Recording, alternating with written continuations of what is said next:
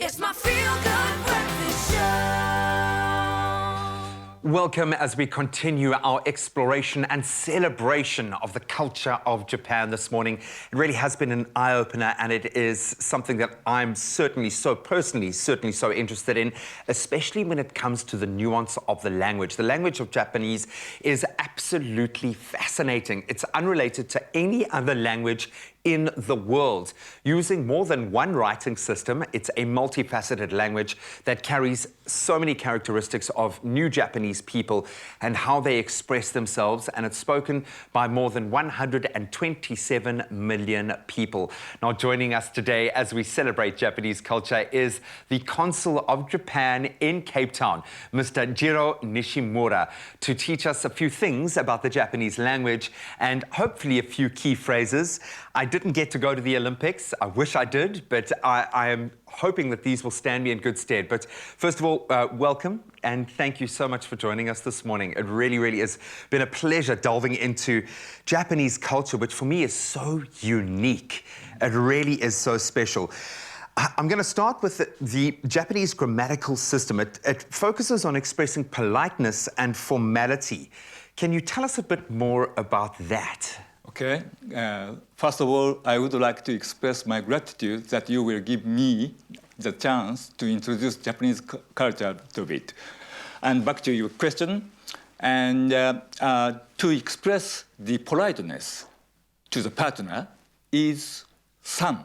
I mean that we will add the san at the end of the name for Greg-san, for example, for Greg-san. And with that, we can express our politeness, and it is very useful because we can use it for men and for women and for elder people and for young people equally. I love that, and that's something I think within South African culture there is a huge expression of respect for our elders in that space, but I love the fact that that's interwoven into the very grammatical system. Now, as I understand it, you use 3 different writing systems: kanji, hiragana, and katakana. How did this develop? How did you end up with 3 different writing systems? Yes, at first the kanji, it came from the old China, and we developed also this systems, and the kanji itself has the meaning.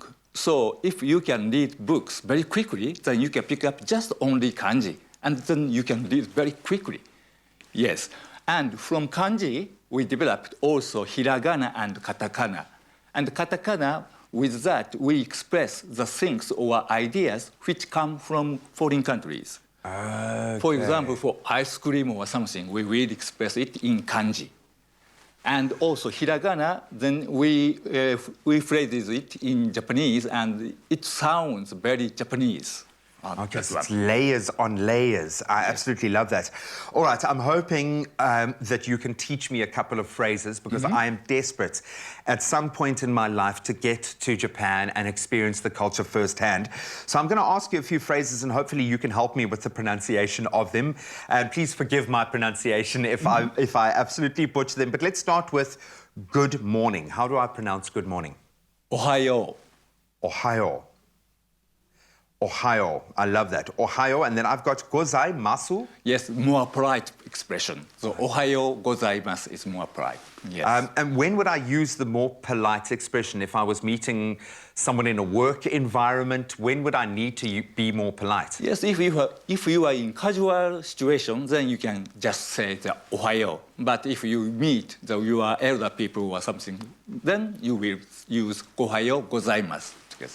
Gozaimasu, I love that. Yes. Now I need to introduce myself. Hello, my name is Graham. 私の名前は、こんにちは。私の名前はグレッグです。Konnichiwa. Watashi no namae wa Graham desu. 私の名前はグラムです。Des. I love that. Now we're going to do a bit of French and English. How do we say before a meal? Bon appetit. いただきます。Itadakimasu. So I notice when it's spelled with a U, masu, do you just say mas? You don't say the U? Yes. You kind of swallowed the U. And then this one we know, thank you, arigato. Arigato. Arigato, Yes. arigato. Yes, arigato. And then I'm not saying goodbye to you. We're going to bring you back on. But how do I say goodbye? Sayonara. Sayonara. Yes. Sayonara. No, don't go. We're not leaving just yet. What an absolute pleasure hosting you this morning. I'm going to ask you to stay because we've got more cultural items that I'm sure you are very proud of to explore in just a moment. And hopefully you've picked up a couple of phrases. Maybe there's some of our Paralympians or our Olympic athletes that are watching right now that already know these phrases, but we are loving this deep dive into Japanese culture and we're going to continue to do that all morning. Stick around.